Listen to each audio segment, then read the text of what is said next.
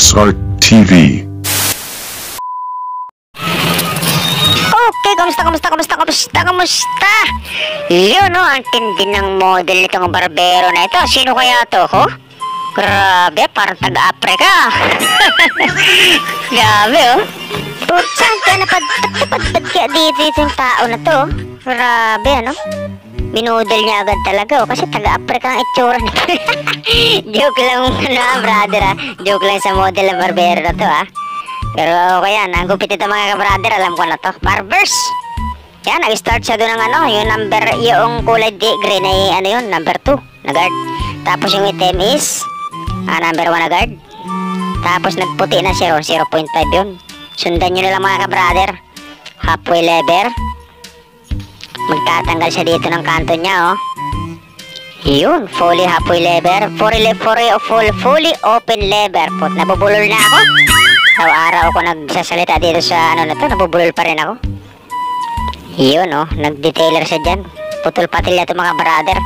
Ito yung modern barbers nung araw to, eh. Ito yung mga gupit nung araw talaga na talagang pinipilahan pagdating sa barbershop, di ba? Yung barbers, yung may putol-patilya, putik mo kang binata ka talaga pag ganyan. Tapos pag pumasok ka sa school, yung talagang estudyante ka talaga, di ba?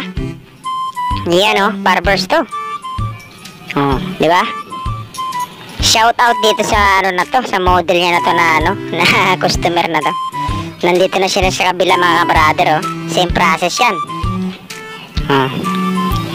Palangiti ang niya na to, yung model niya na to. Iba talaga pag mga taga-Afrika, no? Mga palangiti. Yun, oh, tinan mo, oh. Oh, makwento yun. Oh, itsura pa lang, oh. Sasalita, oh. Oh, patapos na siya. Clipper overcomb yan. Ayos, ah. Diba? Clipper overcomb ulit. Pwedeng model to si kuya ng alam mo yun? Ng kaping barako. Kaping barako, no? Diba? Oh. Hindi yung kaping barako lang, yung puro yung dinidikdik muna, hindi yung na.